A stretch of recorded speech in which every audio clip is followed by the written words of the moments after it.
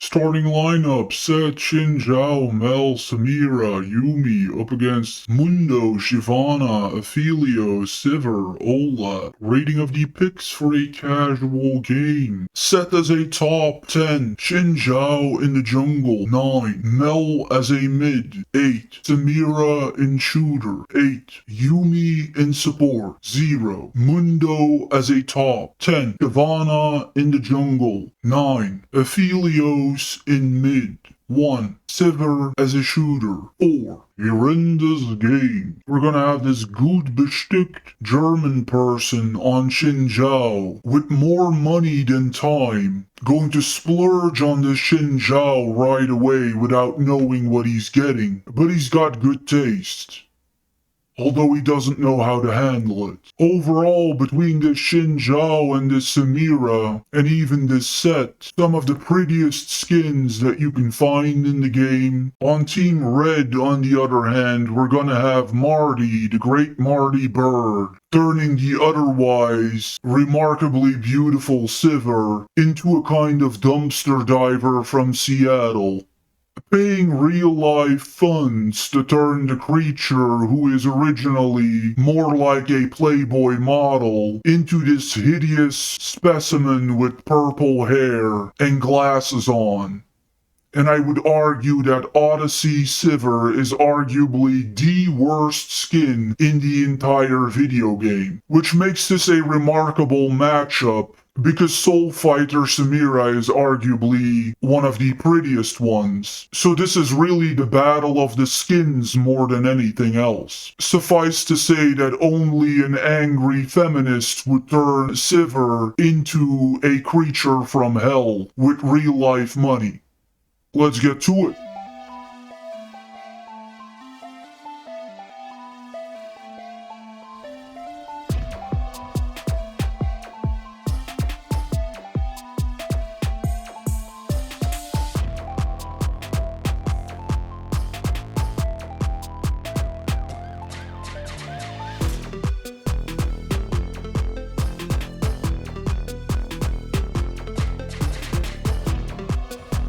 Opening play: the exodus of the cat, the mannerisms of the cat, the preferences of the cat. The cat, as we've alluded to many times in the Annie playlist, not a winning player. Perhaps a funny gimmick for the pros, an absolutely unmitigated disaster for unorganized amateur play on any level. League of Legends holding up a bit of a mirror to real life, as the people who get the most cats end up getting the most problems. The Samira player in the bot lane, the most talented player on Team Blue, and a sad bit of lived experience, confirming again the utter helplessness of marksmen on the lowest levels of play. You are designed as a marksman to be protected by somebody who is not a marksman. If you do not have that, you get flung around in a sad manner. The cat mercilessly laying down the malice.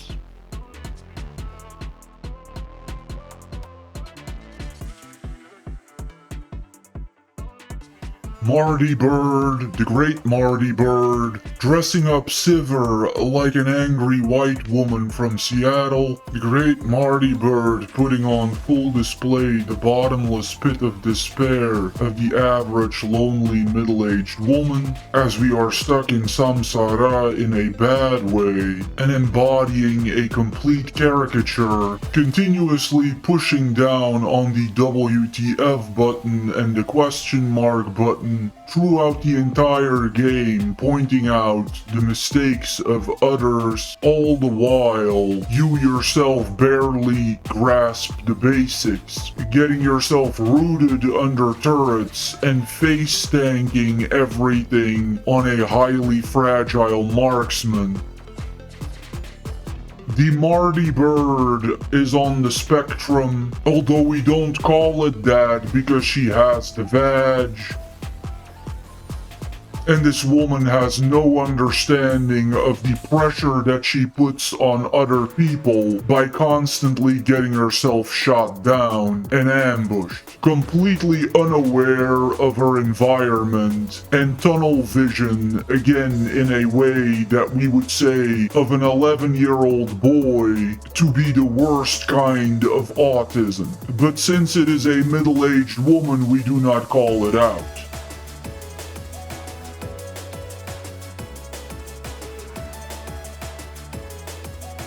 Marty, the great Marty Bird, now fled up to mid lane where it is much better and directly into the graveyard.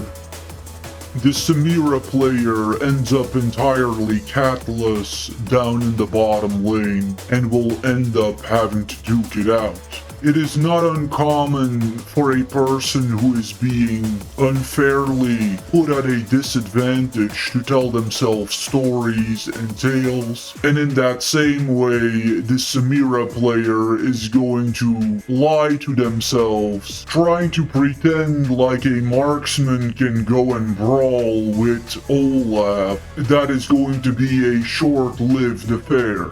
This is nothing but the fleshed out fruit of committing to a champ and getting a real understanding of who you are within League.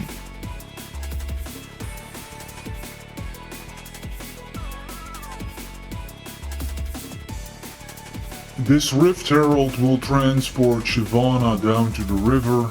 She's going to get off and have this encounter with this wandering Samira player.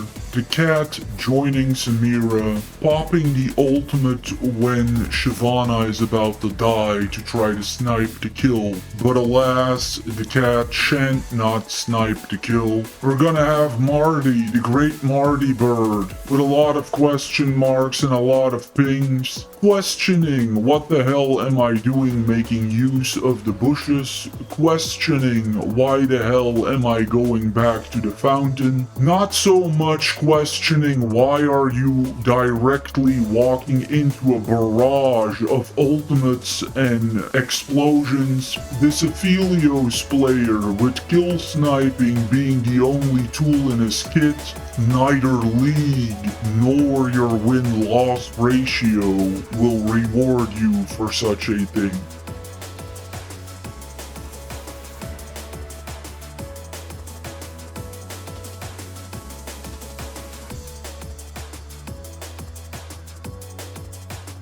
We're going to have the god of all kill snipers in this Aphelios, as well as Marty, the great Marty Bird, pulling back every time that I'm about to go in for the bot lane turret, so that all eyes are on me, and naturally there is no distraction whatsoever anymore in the mid lane or the top lane to keep the enemy team off of me, so I get ganked a couple of times. Making use of wards and putting them down near the big jungle creeper, I'm able to get away every time. Eventually, playing alongside this Aphelios, Marty, the great Marty Bird, is going to make up her mind to come back to the bottom lane. But alas, this is not really how strategy works. You have now taken up the mid lane, and so if you randomly abandon it, putting question marks all over the map won't stop the fact that the enemy team is now completely farming the mid lane and drilling all the way down to our camp, destroying every turret in the way, because now there is nobody there anymore to stop them. I must admit, when I set out on this journey of mastery farm, it was never really my intention to make a point about just how atrocious the status quo is when it comes to support choices. but between this Nami, this Orn, this Yumi the cat, and many others that we've seen in support slots, this is almost becoming farcical, and the playlist has turned into a kind of diss on regular conformist lineups rather than actually farming up mastery. We have now accomplished the original goal in terms of mastery, and it is inevitable that I will return Olaf to his natural positions, but not a day goes by that I'm not wondering whether that is actually going to work for us in the third split of the ranked season. Because it seems to me that replacing all these Yumis and these Namis in the support slot, as I'm currently doing now for Mastery Farm, is probably the most useful thing that I could ever possibly do, even though toxic, hyper-competitive, and self-indulgent ranked groups will disband over me slotting Olaf in support slot. The difference in outcome between Yumi the cat and this Olaf is so large that I'm wondering whether it isn't worth the hassle. I think we're a little over 6 months into the league journey now, and it has become crystal clear to me that my original gut feeling was entirely correct and justified. There is no mistake about it. There are colossal problems with what we consider to be a normal lineup for the amateurs. And you could easily increase your win-loss ratio by 30% if you stopped playing these ridiculous champions like Yumi and Nami, who just end up producing 0 in non-professional settings. We make an attempt to look at the synergy between these picks. We regard this blue team. We see Set, Shinjao, Mel, Samira, Yumi the cat. I would say a very high B. You're essentially a 4-man team, but you're an incredibly successful 4-man team. This Mel being the only average pick. Set, Shinjao, and Samira are all stars in their respective positions on the lowest levels of play. We take a look at this Team Red. We see Mundo, Shyvana, Aphelios, Sivir, Olaf. I would say a rather low B. This Aphelios and Sivir are most likely not going to work, and it is almost always the 3 slot and the 4 slot that are poorly chosen in terms of volume. Taking a look then at these individual players, getting an understanding of how they acted, how they behaved, how they interacted with others. We regard this set, I would say a B. You were all over the map. You were helpful and sensible in many ways. You had your own sense of pride. The most inexplicable thing about the set that keeps the score from being an A is that for some reason he never took these top lane turrets to task. This set player never made a serious attempt to penetrate through the top lane into the enemy base for some bizarre reason, even though he had plenty of opportunities to. It could be a matter of overthinking things. We have this older German man, gut bestückt, going 0 and 4. Going with Eclipse, Black Cleaver, Mercury Treads, I would say low B. You showed involvement everywhere. You seemed to signal that you had a sense of guilt whenever you let the team down. You made sure never to get in anybody's grill or to cause any kind of confusion or argument within the team. You were certainly not a toxic player, and you showed constant concern and effort. You had a magnificent skin. We regard this Mel player making use of a West African name, or possibly Swahili in Kakoko, going 11-4, going Leandre, Ionian Boots, Blackfire, going all out fanatically offensive, as Uzada. I would say a B. Perhaps a little bit too aggressive with the pings, constantly trying to gank the bot lane, but only all the way in the beginning of the game, doing so successfully due to the great Marty Bird. You ended up with a 3.3 KDA, and I think it's fair to say that you mostly played for that reason, and not so much directly contributing to any structural damage or any objectives. Which could mean that you have a personality type that resonates well with Mel, as she is primarily a kill-sniping mage. We're gonna have this Samira player using the name Borquen, most frequently associated with the island of Puerto Rico and its indigenous population. Going 6 and 7, I would have to say an A. To all of us who tried to push ADC in the bot lane, like myself on Jinx or on Samira, we can sympathize but all too well with this degree of sabotage, the marksman being left completely to her own devices and entirely abandoned. Marksman is the harshest position to play for the lower ranked and the casuals. You were very unfairly treated in every possible way, and you made a massive contribution. Essentially the only player who made any real push toward the enemy camp on Team Blue, and the only player who managed to threaten our base. Without this Samira player, they would have not had the slightest chance of victory. A great pick, a great attitude, a lot of skill, very unselfish play. Maybe eventually I should start sending these kinds of people friend invites.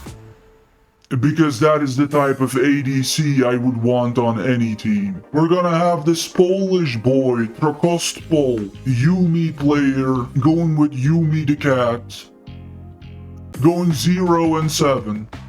Creating completely pointless confusion, trying to draw a lot of attention, turning this Team Blue into a 4-man team, and obviously bullying this Samira player by robbing her of any kind of assistance. I would say an obvious C, and please stay away from me. We're gonna have this Dutch boy Mundo player, Gratis Ninja, going with Heartsteel, going with Spirit's Visage, and with Titanic Hydra, going 3 and 9. More on these item choices later. You had a very limited amount of skill, but you had a winning attitude and constantly pushed for the base. You were very nice to me. I would say a B. We're going to have this very experienced Shyvana player, using the items that the famous Levi uses in the jungle, Shojin and Leandre, going 4 and 4. I would say a low A.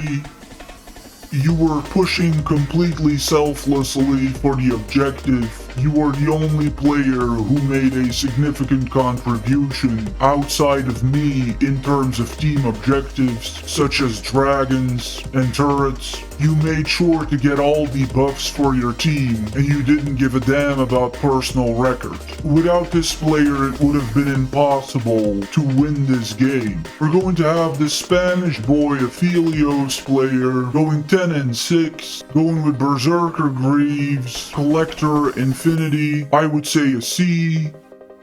You were a spectacle to behold. I've been doing this for 6 months now, and I have never seen a person just purely stand around, wait until the last possible moment, and then pop the kill in literally 100% of the cases. The entire purpose of this Tigas player was purely kill stealing alone, not for the sake of winning, but purely for the sake of kill stealing. This person was effectively a saboteur, and it is only because of this mid-lane Ophelio Spanish boy that we were struggling this much against a 4-man team.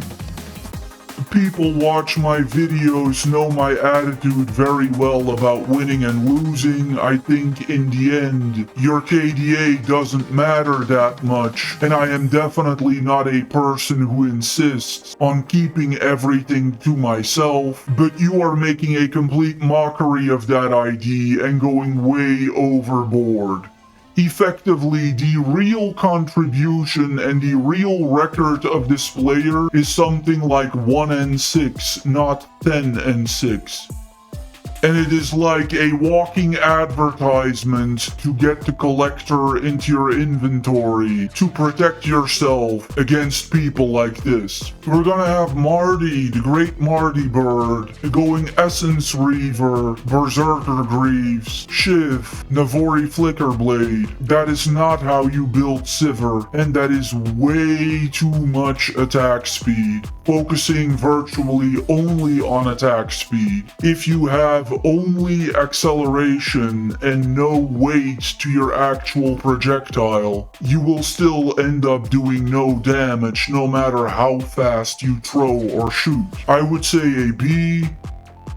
Honesty would demand that my experience with Sivir is resulting in putting her in the same class as Ashe, meaning that Sivir is really a non-pure DPS type of marksman. A lot of her benefit comes from the fact that she can allow her team to accelerate, something that this Sivir player never did, making use of her ultimate, and much like Ashe, the marksman who freezes people in place, Sivir makes her team faster by using her ultimate in a way that facilitates other people to get the kill and to make a successful chase down attempt.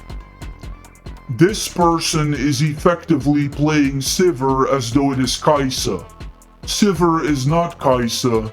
Kai'Sa is a complete all-out demonic DPS machine. Sivir is not. Sivir makes a lot of use of her long-range boomerang in many cases to create traps, to slow the enemy down or to confuse the enemy, to shoot through walls, and to create distractions. For all of those reasons, what you would want on Sivir is a decent amount of mana, a decent amount of all-around flexibility and health stats, and some crit chance. Not at all the stuff you got. You essentially put together Kai'Sa or Jinx in a poor way, without giving her any decent individual projectile damage. All in all, we'd have to say a 5-1-11 game with a 16.0 KDA. I passed on the collector in this game because I noticed that on 1v1s in the top lane, the collector can be a bit expensive for what it is, it not being the greatest survival item in the game. And the result is effectively that we went from going 12-1 to going 5-1 under the great leadership of this Spanish boy. The real messaging behind this game is 1. Don't get the cat.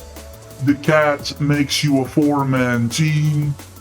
And 2, all the people here on Team Red who focused the most on kill sniping and kill stealing had the lowest possible outcome and ended up with the lowest record and evaluation.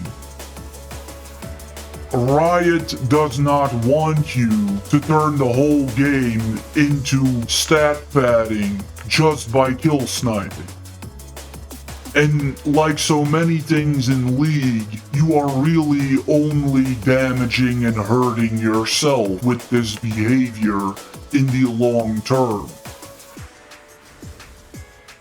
You should just try to avoid deaths and try to win as a team instead of focusing solely on gobbling everything up all by yourself. Because this time this went somewhat okay because you had guys like me and the Shivana on your team. But if you're gonna be doing this in other games, and the only contribution you make is just kill sniping and stealing, then I imagine that your end result, in terms of record, is reflecting very poorly on you, and it is only self-harm in the end.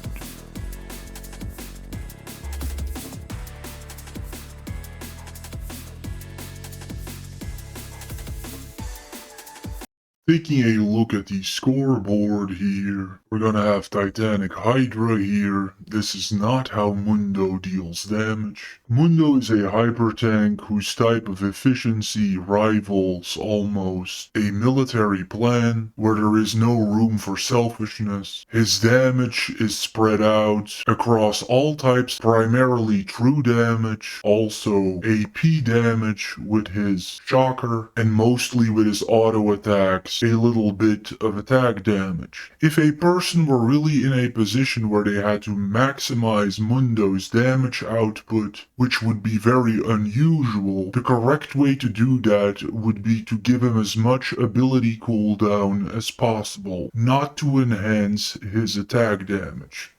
However, it should be pointed out that Mundo is in no way designed to max out your damage. The idea behind Mundo is that you have a unshakable wall with a kind of grapple arm in his machete throw that slows everybody down. You are on a constant cooldown to what is basically immortality in your ultimate. On all levels of play, the presence of Mundo affects psychology even in the pros because Mundo is so unbelievably rich in health points that it is demoralizing for the enemy team to have to face him. That is a very large part of his appeal.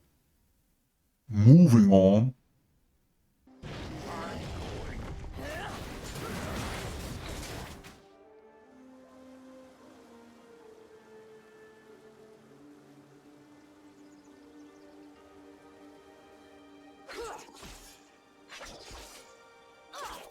Plunder.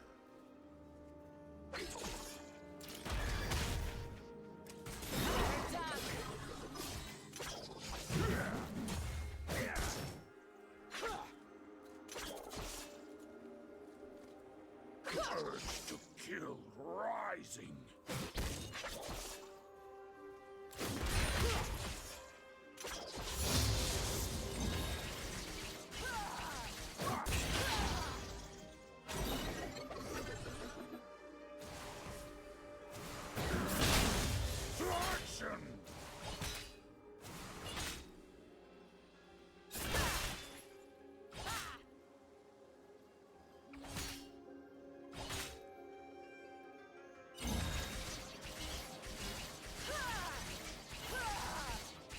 The might of Lockbar approaches.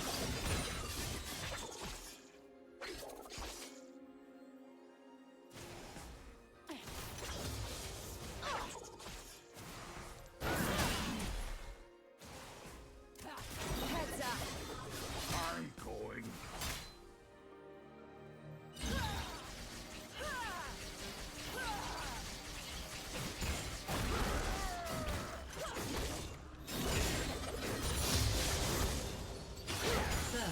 Blood. To plunder.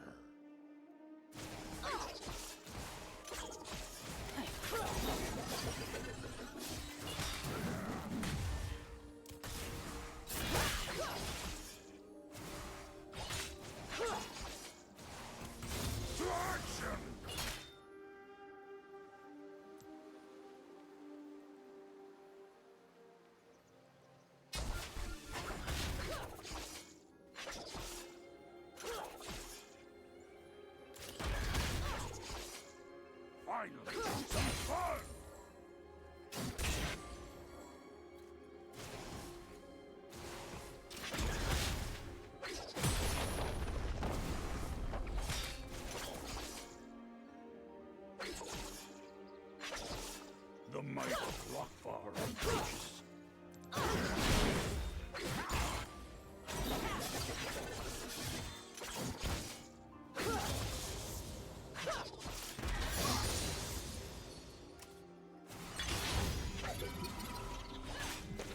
Urge to kill rise.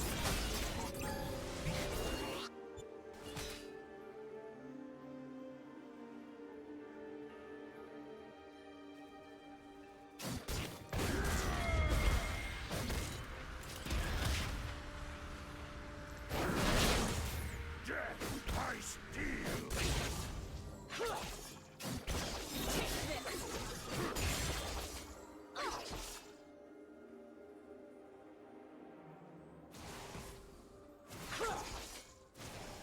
Quick!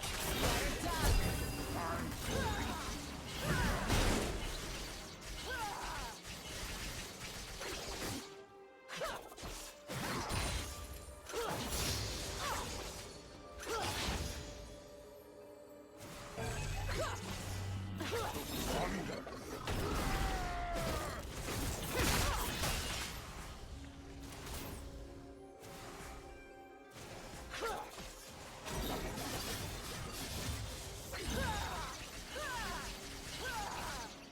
To action!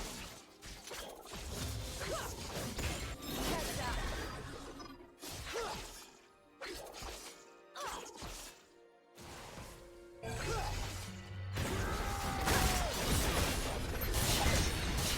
Urge to kill rise.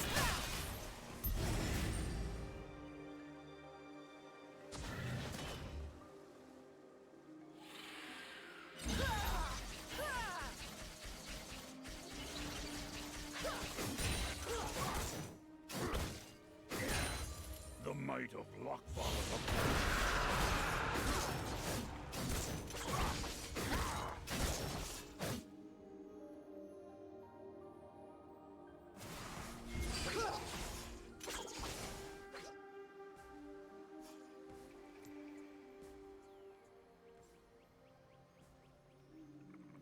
To plunder.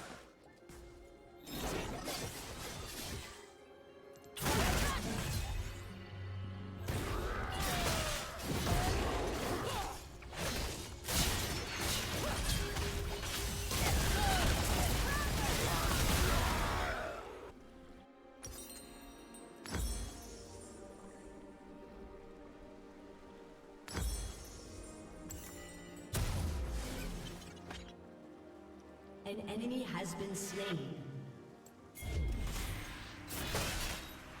Double kill.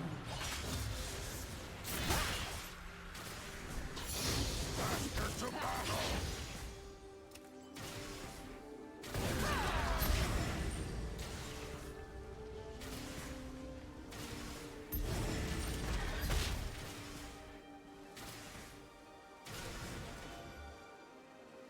To action!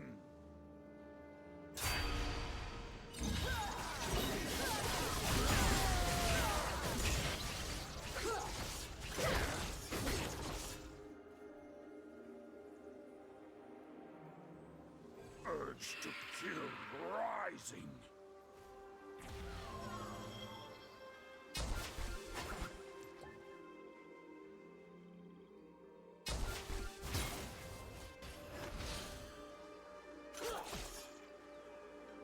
An ally has been slain. The might of Lockfall approaches.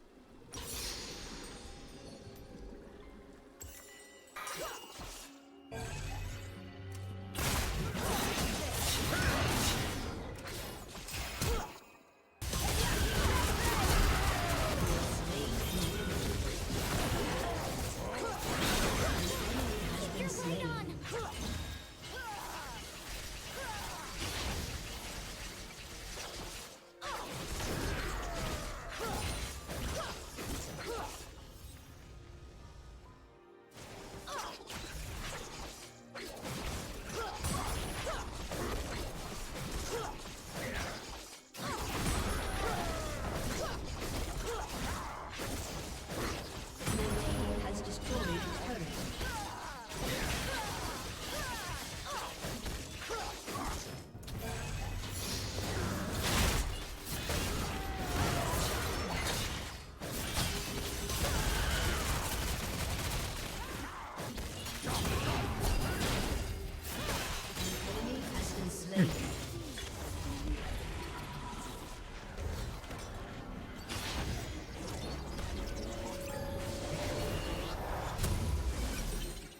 plating will soon fall.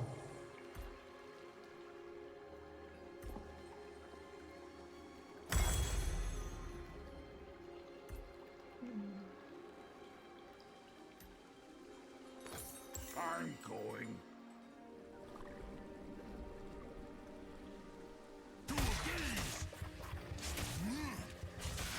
An enemy has been slain.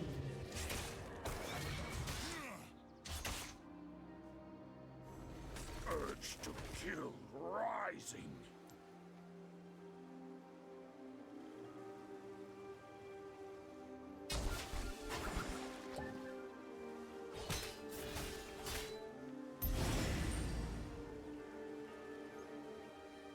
To action!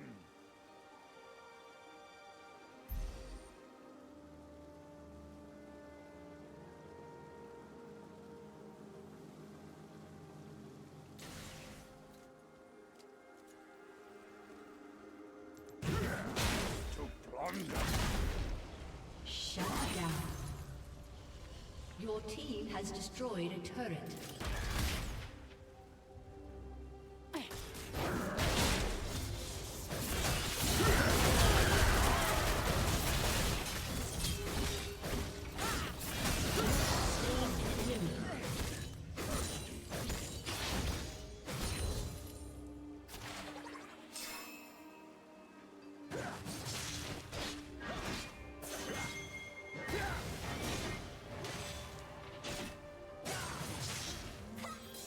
I'm going.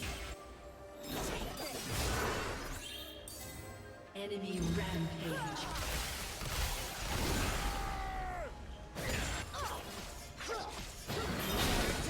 An ally has been slain. The might of Lockbar approaches.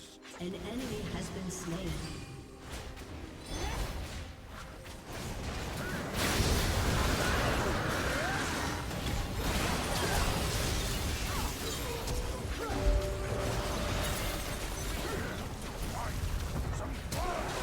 Your turret has been destroyed. Shut down. An enemy has been slain.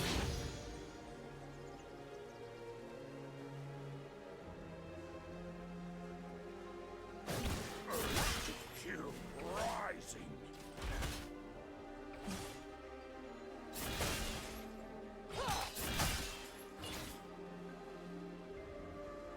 Your team has destroyed a turret.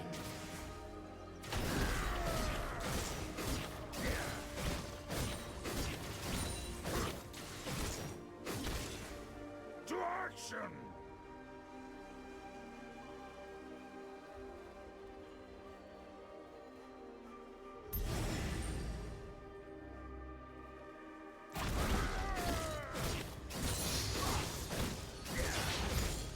I'm going.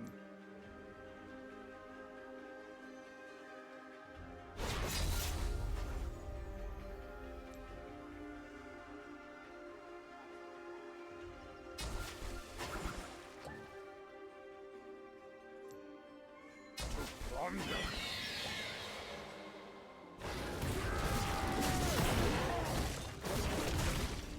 An ally has been slain. An ally has been slain. An ally has been slain.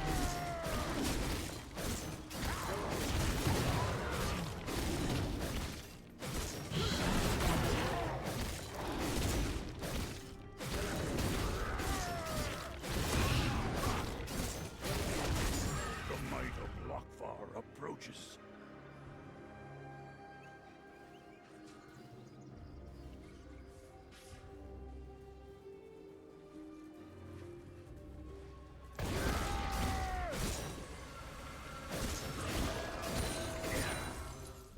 To action!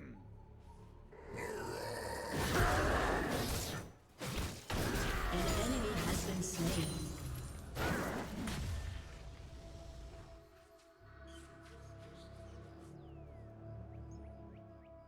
Urge to kill rising.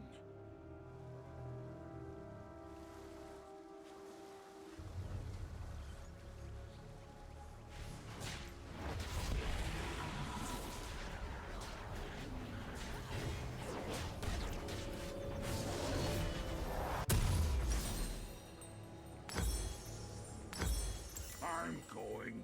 Enemy killing spree. Your team has destroyed a turret.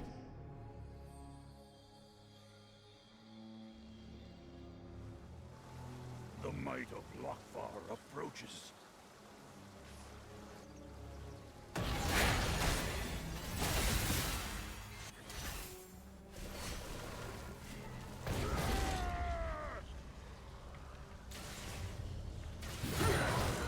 Bastards of battle!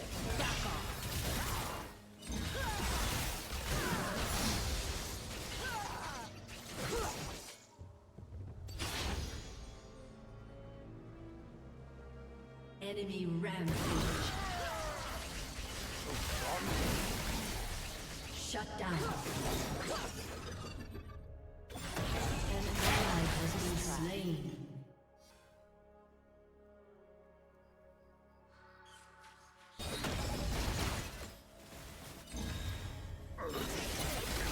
Rising! Your turret has been destroyed.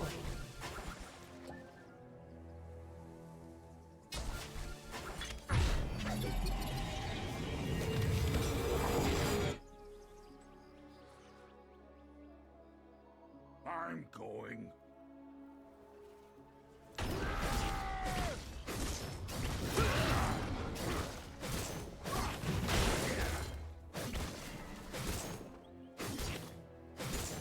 Your turret has been destroyed. To action! An enemy has been slain.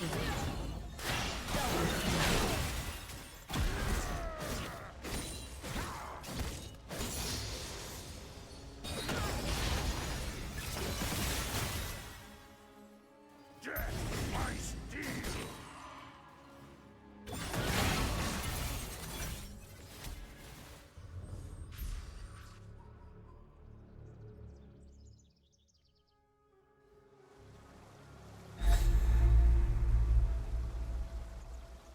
To plunder!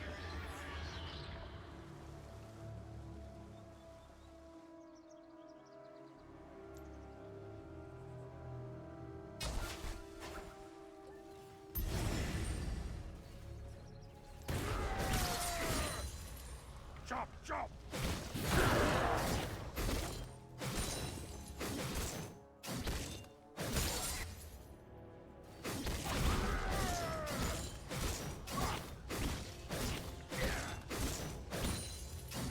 The might of Lockvar approaches.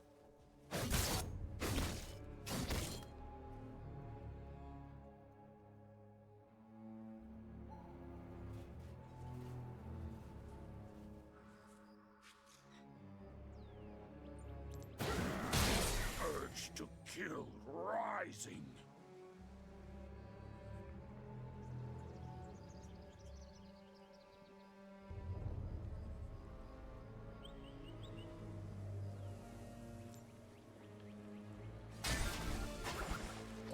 I'm going.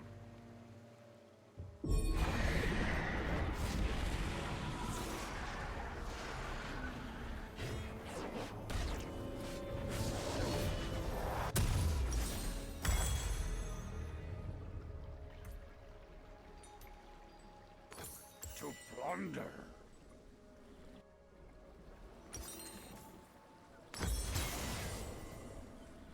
An ally has been slain.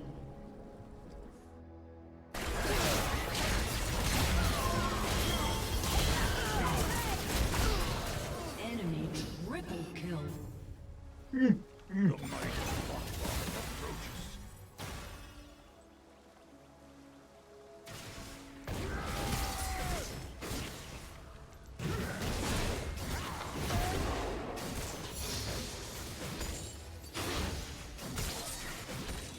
To action!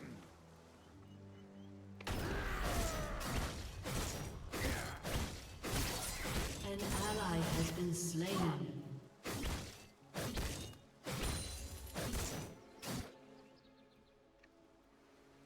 I'm going.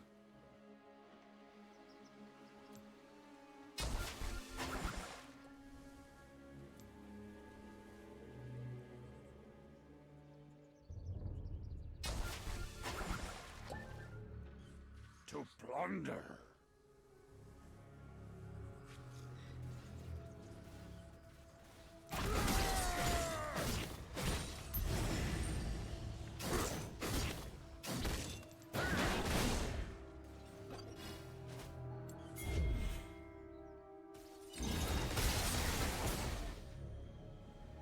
Urge to kill rising.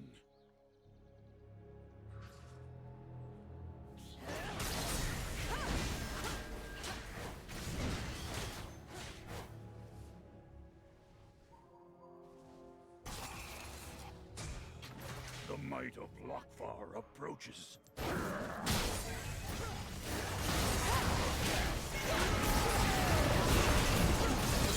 Has been slain.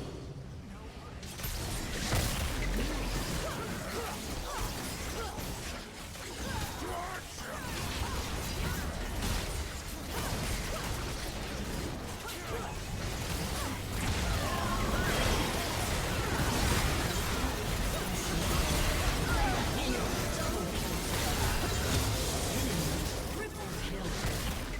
Shut down.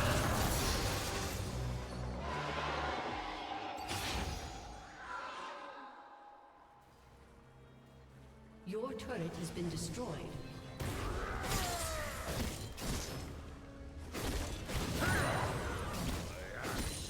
Thirst.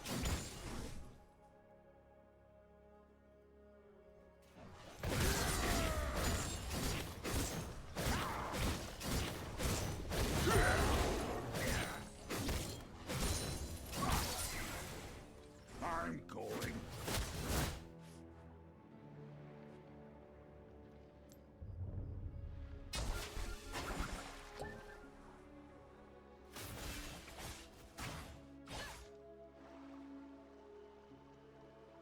To plunder.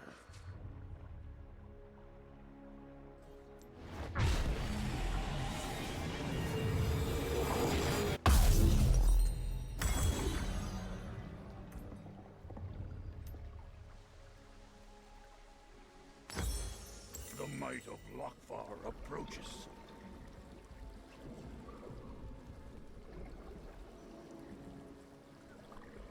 Enemy rampage.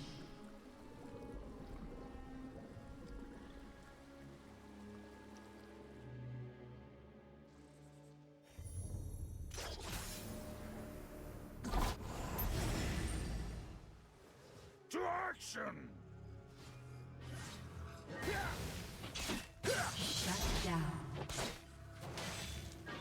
Double kill. An ally has been slain. Urge to kill rising.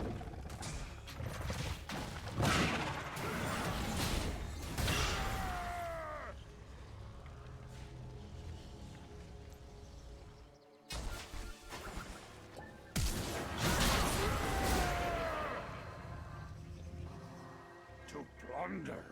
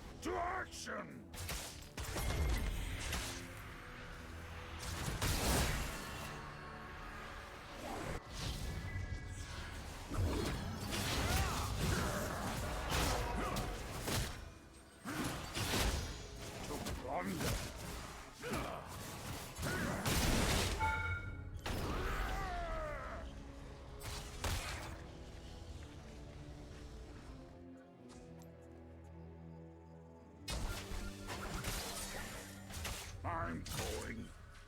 Your team has destroyed a turret.